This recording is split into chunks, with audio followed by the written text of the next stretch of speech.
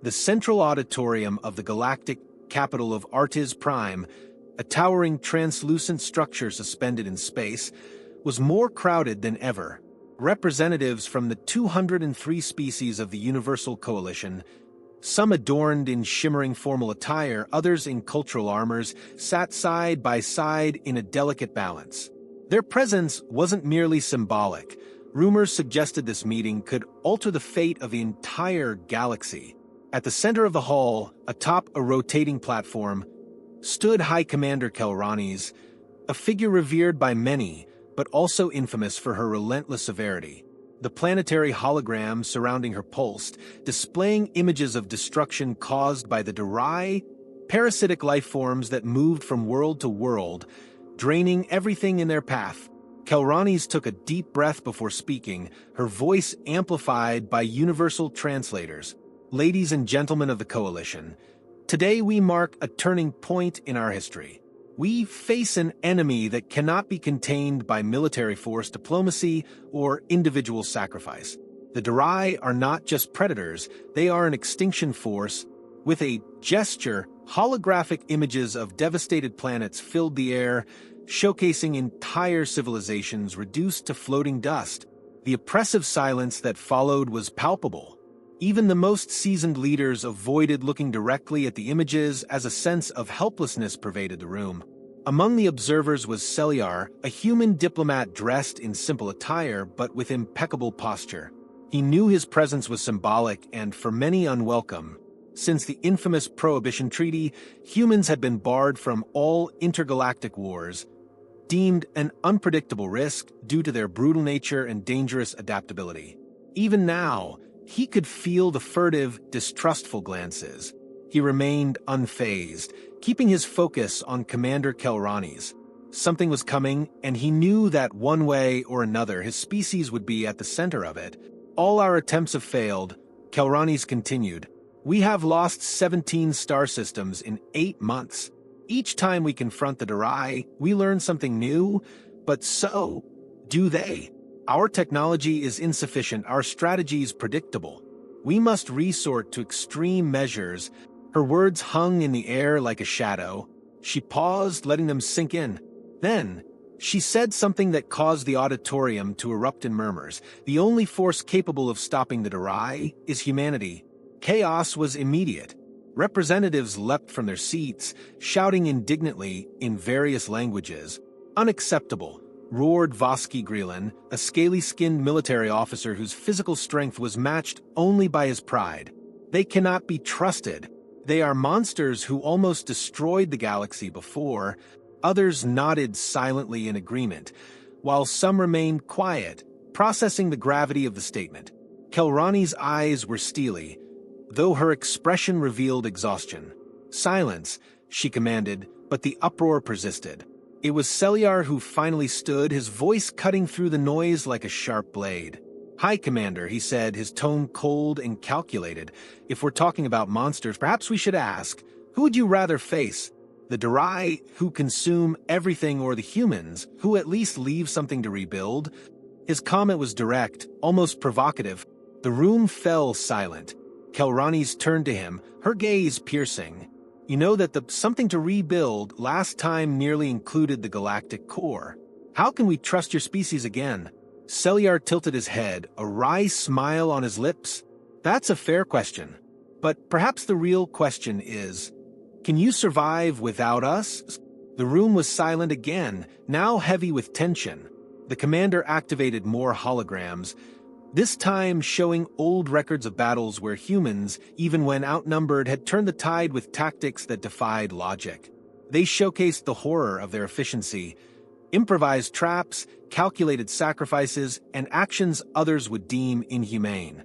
This is the cost, Kelranis stated, staring at the audience.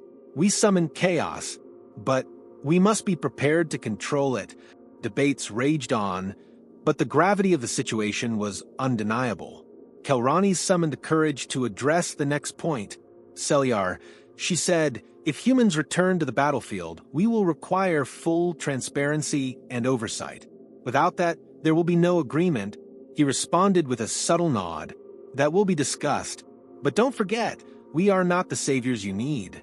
We are the last choice you have. Aboard the Hyperion, in orbit above Artis Prime, General Elias Vorn watched the auditorium proceedings with disdain. They're so desperate they're considering using tools they can't control, he muttered to Dr. Marissa Kane, who was analyzing data on the Dari's progression. Maybe that's exactly what we need, she replied. Something they can't predict. Both knew that if humanity's reintegration was approved, the weight of the galaxy would fall on Earth's shoulders. As Kelranis concluded her speech with a plea for reason, Selyar felt victory within reach. The Coalition needed humanity, and humanity, despite everything, still carried the ambition to prove they were more than monsters. The final decision would come in the next few hours, but the battle to restore trust began here, in this hall filled with mistrust and cautious hope. Earth would not only offer a solution, it would come with a price the galaxy would never forget. The news of humanity's reintegration into the Universal Coalition spread across the galaxy like wildfire on a dry prairie. For some species, it was a relief, the only chance to combat the Dari. For others, it was an outrage. On Earth, the announcement was met with a mixture of pride, apprehension, and doubt. In the Earth Council, global leaders gathered in a vast, austere chamber, each representing not only their nation, but a fraction of what remained of humanity. General Elias Vorn, the most prominent military voice, stood at the center of the debate. If we accept this, we become a weapon, he said, crossing his arms. A weapon they fear as much as they need. We must ensure this is our victory, not just a sacrifice to save the Coalition. Dr. Marissa Kane, chief strategist in artificial intelligence, adjusted her glasses as she analyzed holographic reports. General, if the Coalition fails, there will be no humanity left to protect. The Dari consume everything. Our survival depends not only on our strength, but on our willingness to use that strength without hesitation. Vorn looked at her, his eyes narrowing. And the Aegis project? You know that if we activate it, there's no going back. Kane nodded, her expression grave. I know, but I also know the Dari are an exponential force. Without something beyond conventional means, we have no chance. The meeting was interrupted by a message from Artis Prime. Selyar appeared on the transmission, his face weary but determined. Council, the decision has been made. The Coalition has approved our reintegration, but under strict supervision. They don't trust us. It doesn't matter. What matters is that we are in command of this operation. His statement was met with murmurs. Many agreed. Others feared this was a poisoned opportunity. If we're going to fall, Vorn responded, we'll fall standing, showing them they don't have to love us to respect us. In the Nevada desert, in an underground base known as Helix Prime, the Spectres began their final training. The Spectres were the elite of the elite, soldiers chosen not only for their physical skills, but for their psychological resilience. Captain Nathan Cole, the squad's leader, was a figure who inspired both fear and loyalty. During a brutal training session, he addressed his soldiers directly. Remember, the world out there calls us monsters.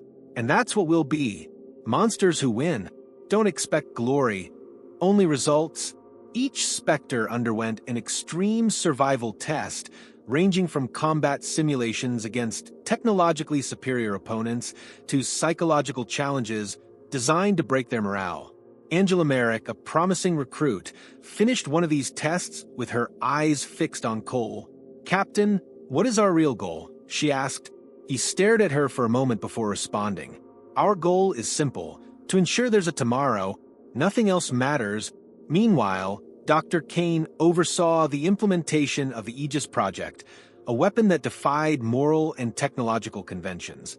It was an artificial intelligence combining autonomous learning with human oversight, capable of turning improvised tactics into definitive strategies. However, its development raised ethical concerns. If this gets out of control, Kane told Vorn, we won't be any different from the Dari. Maybe worse. The general, his gaze hard, replied, then make sure it doesn't get out of control. The Hyperion, humanity's flagship, prepared for its inaugural mission as the Coalition fleet's leader. Manned by the Spectres and equipped with the Aegis, it symbolized both humanity's hope and fear. As human forces gathered, the coalition organized a meeting to align strategies. Kelranis, alongside Voski Greelan, watched every move closely. "They're mobilizing too quickly," Greelan remarked, suspicious. "They have no choice," Kelranis replied. "And frankly, neither do we." Tensions between humans and the coalition became evident during the first joint meetings. Greelan confronted Vorn openly. "You act as if you know everything. But what if you're a catastrophic mistake?" Vorn didn't hesitate to respond. "Maybe we are. But our history shows we're a mistake that survives." The exchanges were charged with animosity, but a tacit understanding grew. They needed each other to face the Darai. Before departing for the first combat system, Cole gathered his specters in the Hyperion's hangar. The sound of ships being prepped echoed in the background as he spoke. "The Coalition thinks we're disposable tools. Prove they're right about the tools but wrong about the disposability. If we fail, there won't be a second chance. Show them what it means to fight like a human." His voice resonated with conviction, making it clear that this mission wasn't just about winning but about redefining humanity's narrative. As the fleet departed, a somber silence filled the ships. Every soldier knew they were marching into the unknown, against an enemy that defied comprehension. But within the Hyperion, a flame of determination burned. Humans and the Coalition might disagree on almost everything, but in the battle against the Darai, their lives were irrevocably intertwined. The Draxis system, an isolated sector on the edge of the galaxy, was known for its gas planets and frozen moons. Now, it had become the stage for the first direct offensive against the Darai. The Coalition's combined fleet arrived in the sector under the command of the Hyperion, led by General Vorn and Captain Cole. On the ship's bridge, the silence was broken only by the sounds of monitors and internal communications. "The Darai are close," reported Dr. Kane, analyzing the abnormal energy signals filling the empty space. "They'll be here in less than an hour." Kelranis and Greelan, aboard the Coalition's command ship, kept an open channel with the Hyperion. The tension between the species was palpable. "General Vorn," Greelan said, his voice heavy and accusatory, "if the humans fail, we will lose more than a system. We will lose our credibility." Vorn didn't take his eyes off the hologram of the approaching enemy fleet. "If we fail, Greelan, there won't be anyone left to judge credibility." His words silenced Commander Voski, but doubt still lingered. On the lower deck, Cole gathered the specters for humanity's most daring mission yet. "The Darai are not just a force. They are a collective mind," he said, projecting a three-dimensional map of the enemy's mothership. "We're going to cut off the Serpent's head. Our mission is to plant the disruptor at their command core. Without it, nothing we do out here will matter." Angela Merrick, his lieutenant, raised her hand. "And how do we get out when everything falls apart?" Cole gave a short smile. "With luck and maybe a miracle." Time ran out quickly. The Darai fleet emerged from hyperspace, their organic ships pulsating with a living energy. The Coalition had never faced anything so intimidating. For the humans, however, it was just another challenge. "All units move forward," ordered Vorn. The Coalition ships formed a defensive line while the Hyperion and its escorts advanced, taking a more aggressive stance. "They don't expect us to take the offensive," Kane commented. "Then let's surprise them," Vorn replied. The Darai responded swiftly, firing bursts of energy that struck the Coalition fleet. Yet the humans demonstrated their trademark unpredictability. Smaller ships performed evasive maneuvers, luring the Darai into carefully planned traps. Each explosion seemed more calculated than the last. "This is madness," exclaimed Greelan, watching the human tactics from his ship. Kelranis, however, was impressed. Madness, but effective. As the battle in space turned chaotic, the Spectres made their move. In stealth infiltration ships, they advanced toward the Darai mothership, which seemed to ignore them amidst the confusion. Inside the mothership, the atmosphere was oppressive. Pulsating walls with alien bioluminescence and a constant hum of organic vibrations created a surreal environment. "This isn't a ship," Merrick murmured. "It's a living organism." Cole remained focused. That doesn't change the mission. Stay in formation. In space, the situation worsened. The Coalition struggled to hold the line, but the Durai concentrated their attacks on the human ships. They see us as the greatest threat, Kane reported. Vorn nodded, a hint of pride in his expression. Good. That means we're winning. However, the Durai began adapting, countering human strategies. They're learning. Kane warned, we need more time for the Spectres to complete their mission. Inside the mothership, the Spectres faced increasing resistance. Durai creatures emerged from the walls, as if they were an extension of the living ship. Merrick and her team repelled the attacks with precise fire while Cole led the advance toward the core. When they finally arrived, they found a pulsating structure, a central mass of energy connected to thousands of filaments. This is it, Cole said. Prepare the disruptor. But before they could activate it, the mothership began reacting violently, as if it knew what they were doing. Kane, monitoring remotely, detected the danger. Captain, the core is generating an overload. If you don't activate the disruptor in 2 minutes, it'll be too late. Cole barked orders to his team as they fought off waves of enemies. Merrick, hold the position. Everyone else, fall back once the device is armed. The chaos was absolute, but the Spectre's discipline remained unshaken. With seconds to spare, the disruptor was activated. The mothership reacted instantly, emitting a deafening sound and beginning to collapse in on itself. Immediate retreat! Cole shouted. The Spectres ran through unstable corridors, constantly under attack as the mothership disintegrated. When they finally reached their infiltration ship, the explosion behind them illuminated space. Outside, the Durai fleet lost its coordination. Their ships began to scatter, as if they no longer knew what to do. The disruptor worked, Kane reported. The Hyperion led a devastating counterattack, destroying what remained of the Durai forces. Aboard the Coalition's command ship, Kelranis let out a sigh of relief. They actually did it. Back on the Hyperion, the team celebrated a cautious victory. Vorn addressed the Spectres personally. You've shown that we're not just survivors. We're the force that changes the game. Cole, exhausted, replied, this was just the beginning. They know we can fight, and next time, they won't underestimate us. The victory at Draxis brought a tense calm to the Coalition. While galactic leaders celebrated the first major defeat of the Durai, the humans remained uneasy. Aboard the Hyperion, the intelligence team worked tirelessly to analyze data collected during the Spectre's mission.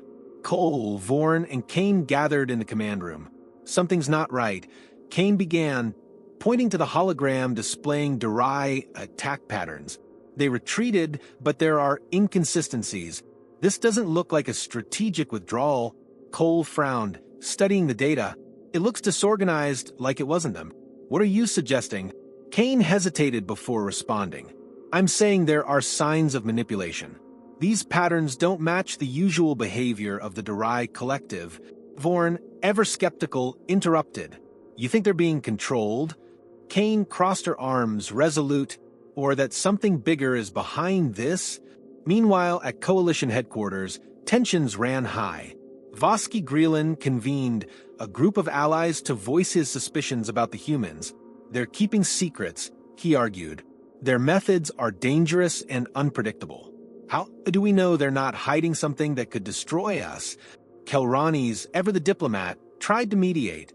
If there's something to uncover, we must work together to reveal the truth. This is not the time for divisions. Back on the Hyperion, Kane analyzed the material collected during the infiltration. After hours of work, she found something alarming. Fragments of unknown technology among the Durai debris. This isn't theirs, she said, calling for Cole. This is human design, but not ours. It's more advanced than anything we've developed. And somehow, it's integrated with Durai biology. The discovery shocked the human leadership. That's impossible, Vorn stated. Are we fighting our own creation? Cole shook his head. Or someone's using our technology against us? Kane expanded her analysis and identified a hidden pattern in the Durai signals. This is a code, she explained, a digital signature we can trace. If we find its origin, we'll know who's behind this. As the humans investigated, the coalition grew more divided. Greelan confronted Kelranis during an emergency council meeting. The humans are scheming. Why haven't they shared this information with us? Kelranis remained calm, because they might not know enough yet. Pressuring them now won't help, but doubts persisted and mistrust was evident. Kane finally decrypted the code, tracing its origin to a long-abandoned space station, the Shadow Agora on the galaxy's edge. This station was decommissioned decades ago, she explained. But the signals confirm it's the source of the Darai's control. Cole and Vorn discussed the next steps. If we go there, we'll need a combined force, Vorn said. Cole agreed. But we also need to act fast. If they know we're coming, we'll lose the advantage. The Hyperion presented the findings to the Coalition's leadership. As expected, Greelan reacted with skepticism. This is too convenient, he said, narrowing his eyes. A human station, traces of human technology. They're leading us to a trap they've set themselves. Kelranis interrupted. If it's a trap, we need to see what's behind the curtain. We have no other choice. While the Coalition debated, the humans launched a covert operation to explore the Shadow Agora. Kane, with her expertise in code-breaking, led the intelligence team, while Cole and the Spectres planned the approach. The station, now silent and desolate, loomed like a sleeping giant in space. This is a trap, Cole warned before they departed. But if it's a trap, we'll use it against them. Upon arrival at the Shadow Agora, the atmosphere was oppressive. Empty corridors, flickering lights, and signs of ancient battles created an air of mystery. There's no one here, Merrick remarked, suspicious. Kane, scanning the systems, found evidence the station was still active. They're here, but they're watching us. In the lower levels, the team discovered an abandoned laboratory. Inside, they found cryogenic capsules containing Darai clones in various stages of development. Kane was stunned. This confirms everything. They're manufacturing the Darai. But who? Before they could investigate further, the station's systems activated and automated turrets began firing. The team fought to escape, navigating traps and automated defenses. When they finally reached the station's core, they encountered something beyond comprehension, a technological interface that appeared organic, pulsating like a living heart. Kane analyzed it quickly. This isn't just a machine. It's a hybrid intelligence, a fusion of human AI and alien biology. The discovery raised more questions than answers. Who was behind this? Why use human technology to create the Darai? As they retreated from the station, the team realized they were being followed. Cole activated explosives to cover their exit, destroying part of the laboratory. This was just the beginning, he said as they boarded the Hyperion. Now we know where to look, but they also know we're coming. Back at the Coalition, tensions escalated. Kelranis tried to use the evidence to unite the species, but Greelan and his allies were more distrustful than ever. The humans created this, Greelan accused, and now they're dragging us into their war? Kelranis responded firmly. Even if that's true, we need them. Alone, we won't survive. On the Hyperion, Kane revealed her most disturbing theory to Cole. The digital signature in the core belongs to an organization that disappeared decades ago, the Helix Consortium. If they still exist, this is all an experiment. The Darai are a tool for something much bigger. Cole nodded, his expression grim. Then we need to find them before their next experiment destroys everything. Tensions within the Coalition had reached a breaking point. After the revelation that the Darai were manufactured, distrust between humans and other allied species escalated rapidly. In the Hyperion's command room, Kane presented the deciphered data to Cole and Vorn. The Shadow Agora is just one piece of the puzzle, she explained, displaying a hologram of the star system surrounding the station. The signals were redirected multiple times before reaching there. They're leading us deeper into Coalition territory. Cole crossed his arms, studying the data carefully. If we're dealing with the Helix Consortium, they've always been masters of creating mazes. They won't make this easy for us. Kane nodded. But we managed to trace the next origin point, a secret facility called Aramis 7 hidden in an asteroid belt. That's where we'll find answers. Meanwhile, at the Coalition Council, leadership debated fiercely over the legitimacy of the human-provided intelligence. Vosky Grelin, impatient, stood to speak.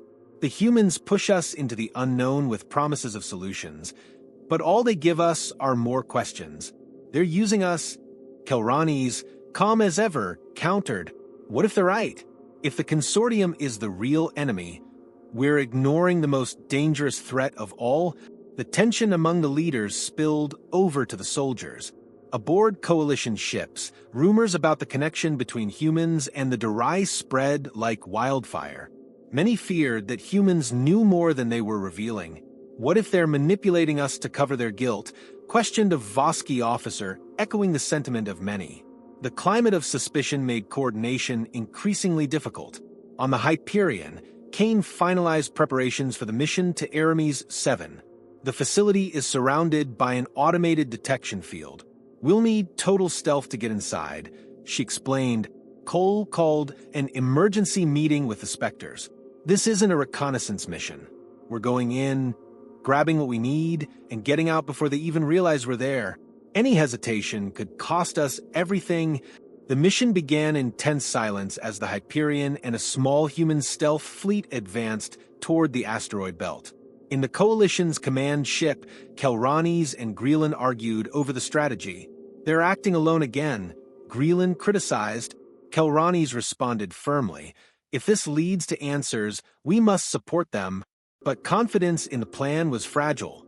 As they approached Aramis 7, the human stealth systems were put to the test. The detection field was highly sophisticated, requiring absolute precision and navigation. Kane monitored the ship systems, her hands moving swiftly across the controls. We're making it through, she announced, her voice tense. Cole, standing beside her, watched the hologram of the field. If anything goes wrong, we're on our own. Inside the facility, the Spectres faced dark, silent corridors where every sound seemed amplified. Kane, remotely connected to the station's system, guided them. The data core is on the lowest level, but something's wrong. Records show recent activity. Cole tightened his grip on his rifle. They know we're here. In the facility's core, the team discovered a massive database and several recently activated terminals. Kane accessed the systems remotely while Cole and the Spectres secured the room. There's far more here than we expected, Kane said. Mass production plans, Durai fleet maps, but this is the worst of it. She displayed a hologram of a device. It's a neural controller. They're not just manufacturing the Durai, they're controlling them remotely. Before they could process the discovery, the facility's alarms blared. Automated turrets emerged from the walls, and Durai clones were activated. We've been found, Merrick shouted, firing at an advancing enemy. Cole quickly took command. Protect Kane. We don't leave without that data. The battle inside the facility was intense. The Durai clones were more advanced, adapting rapidly to human tactics. Kane, focused on the terminal, felt sweat dripping down her face. Almost done. Just a few more seconds. Cole and the Spectres held the line, but the Durai forces continued to grow. Kane, we're out of time, Cole yelled. Finally, Kane completed the download. Got it? Let's go. The team began a tense retreat, fighting constant resistance. Automated turrets fired relentlessly, and clones seemed to emerge from every shadow. When they finally reached their infiltration ship, Cole detonated explosives to cover their escape. Seal the perimeter. Get us out of here now. Back on the Hyperion, relief was palpable, but the analysis of the data brought more questions than answers. Kane revealed something disturbing. The neural control plans aren't entirely human. They're signed with a specific identification. Dr. Adrian Voss? Vorn narrowed his eyes. He's a legend, or rather a nightmare. If he's behind this, it means the Helix Consortium never disappeared. At the Coalition Council, the data was presented. Grelin, still distrustful, couldn't hide his frustration. And now, a ghost from the past is our answer. Kelranis, however, saw the potential. If the Helix Consortium is alive, they're the key to defeating the Durai. We must face them. From the evidence, a location was identified as the consortium's operational center, a base known as Apex Helix, hidden in the heart of an impenetrable nebula. Cole, Vorn, and Kane began planning the final mission. If we go there, Cole said, it's all or nothing.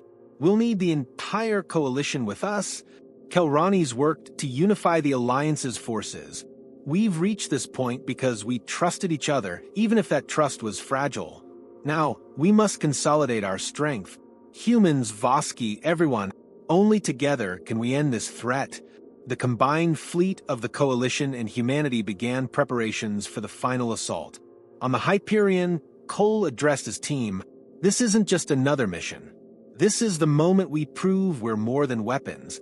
We're the last line of defense against chaos. The Spectres nodded silently, their determination unwavering. The combined fleet of the Coalition and humanity advanced toward the heart of the Ardenes Nebula, where the Apex Helix base lay hidden. The journey had already tested the limits of their alliance, but now everyone knew there was no room for failure.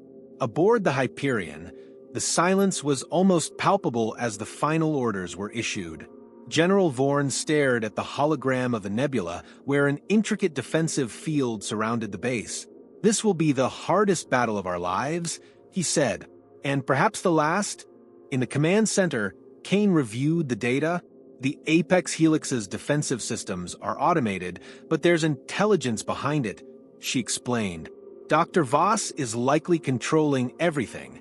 We'll need to disable the central core before he can activate the remaining Durai. Cole, standing beside her, nodded. All right, straight into the beast's throat. As the fleet approached, Kelranis coordinated the coalition forces.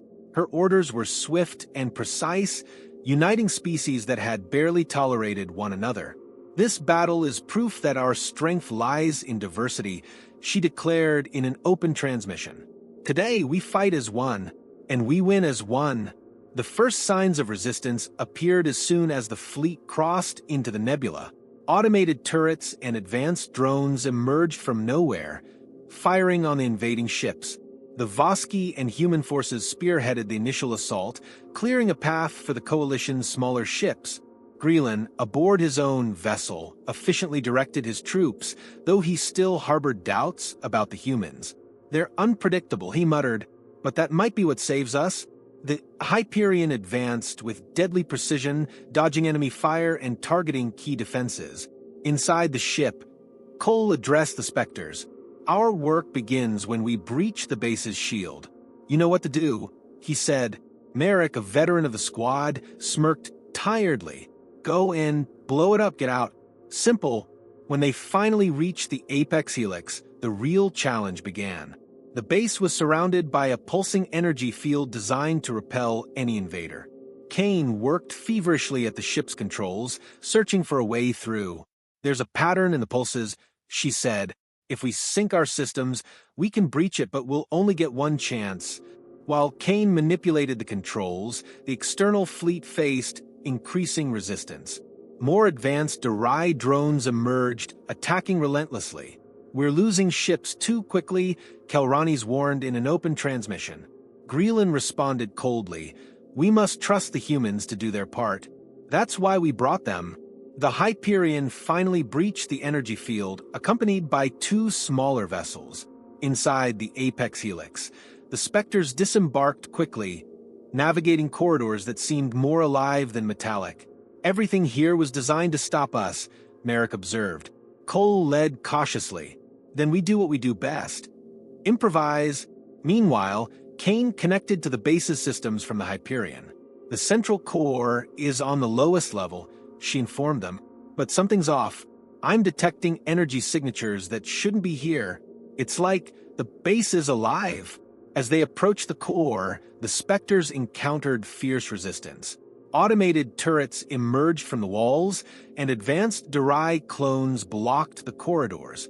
Every step was a fight for survival. They're testing us, Cole murmured. Voss wants to see how far we'll go. When they finally reached the core, the scene was one of eerie desolation. At the center of a massive chamber, a pulsating structure connected cables and tubes that seemed almost organic. And standing before it was Dr. Adrian Voss, surrounded by an energy barrier. "You've come far," he said, his voice echoing through the chamber. "But what do you hope to achieve here?" Cole raised his weapon, aiming at Voss. "We're ending this. Now?" Voss chuckled, a cold, calculated sound. "You don't understand. I'm not the enemy. I'm the solution. The coalition is fragile, divided. With the Helix, we'll bring true order to the chaos." While Cole distracted Voss, Kane worked to disable the energy barrier. "Almost there," she muttered, her fingers flying across the controls. Voss noticed her attempt and activated a command. From the floor, enhanced Durai clones emerged, deadlier than any before. "Let's see if your famous improvisation is enough for this," he taunted. The ensuing battle was brutal. The clones were fast, resilient, and adapted quickly to the Spectre's tactics. Cole led with precision, his sharp commands keeping the team together. "Focus fire on the weak points," he shouted, taking down a clone with a precise shot. Finally, Kane disabled the barrier. "Now, Cole," she yelled. Without hesitation, he charged at Voss. The scientist activated a concealed weapon, firing an energy beam that narrowly missed Cole.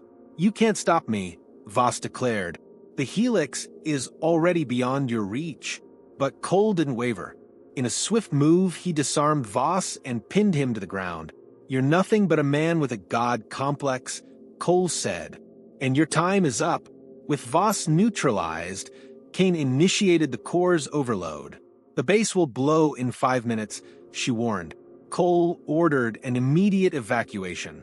As they fled through the corridors, the base's defenses began to collapse, and explosions echoed everywhere. The Hyperion escaped just in time as the Apex Helix erupted in a devastating wave of energy. The external fleet watched with relief and admiration. Kelranis, in an open transmission, declared, "Today, we proved that the coalition is stronger than any threat. United, we are unstoppable." Aboard the Hyperion, Cole reflected on the victory. Voss was wrong, he said to Kane. "Absolute order isn't the solution. Our strength lies in our adaptability, in our humanity." As the fleet returned home, the sense of triumph was tempered by a somber reminder. The fight against the Helix Consortium might be over, but the scars of this war would be felt for generations. The Apex Helix was now nothing more than a memory. Fragments of the station drifted through the Ardennes Nebula, remnants of a battle that had nearly dismantled the coalition. Aboard the Hyperion, the atmosphere was a mix of relief and sorrow. Survivors returned with a sense of accomplishment, but also with deep loss. General Vorn, gazing at the hologram of a galaxy in reconstruction, broke the silence with a sarcastic remark. "Well, that was fun. Now, how do we rebuild all of this?" Kelranis broadcast a message to the entire fleet. "Today, we demonstrated that our strength lies in our diversity, in our unity. The destruction of the Apex Helix is a milestone, but we cannot forget. The war against the Helix Consortium has left scars that will take generations to heal." In the Hyperion's command room, Kane analyzed the data captured during the battle. The base's central systems were destroyed, but there's no guarantee the Helix is completely gone, she warned. Cole, standing beside her, crossed his arms. "We know there are remnants of the Consortium out there. This was only a temporary victory." The Coalition's leaders convened on Artis Prime to discuss the next steps. Greelan, though still skeptical of the humans, acknowledged their effectiveness. "They're unpredictable, but they've proven indispensable. Perhaps it's time we reconsider our stance on them." Kelranis agreed. "If this war has taught us anything, it's that survival depends on unlikely partnerships." Meanwhile, on Earth, the Earth Council celebrated the victory with caution. "Our return to the intergalactic stage wasn't for glory," one leader stated. "It was out of necessity. We must ensure humanity is never again called to clean up a chaos like this." Aboard the Hyperion, The crew held a ceremony to honor the fallen. Cole delivered a speech, his voice heavy with emotion. Today, we honor those who gave their lives to protect something greater than themselves. This victory isn't just ours. It belongs to the entire galaxy. But it's also a reminder that our work is far from over. After the ceremony, Kane approached Cole. "You know this will never truly end, right?" she said, her tone light but serious. Cole replied with a bitter smile. "There will always be something to fight. But maybe, just maybe, we're leaving the galaxy a little safer for those who come after us." From space, the coalition appeared stronger than ever, but the scars of war were visible on every planet and every damaged ship.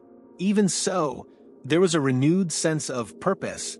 Humanity, once considered a danger, was now seen as a vital force for galactic balance. The alliances forged during the war would form the foundation of an uncertain but promising future. In a distant corner of the galaxy, fragments of the Helix Consortium still operated in the shadows. A figure, a scientist unknown to the Coalition, watched the destruction of the Apex Helix on a holographic transmission. "Voss failed," he murmured, "but the Helix's work is far from over. True order will still prevail." Back on the Hyperion, Cole gazed at the galaxy through the command room window. His thoughts drifted between victory and the challenges to come. Kane joined him, and together, they stared at the stars. "What comes next?" she asked. Cole replied with quiet conviction. "Whatever it is, we'll be ready." The mission was over, but the fight for the galaxy's survival and freedom continued. With the Coalition united and humanity assuming a central role, the galaxy found new hope amid the chaos. And as always, the stars watched in silence, holding the secrets of the next chapter in the story.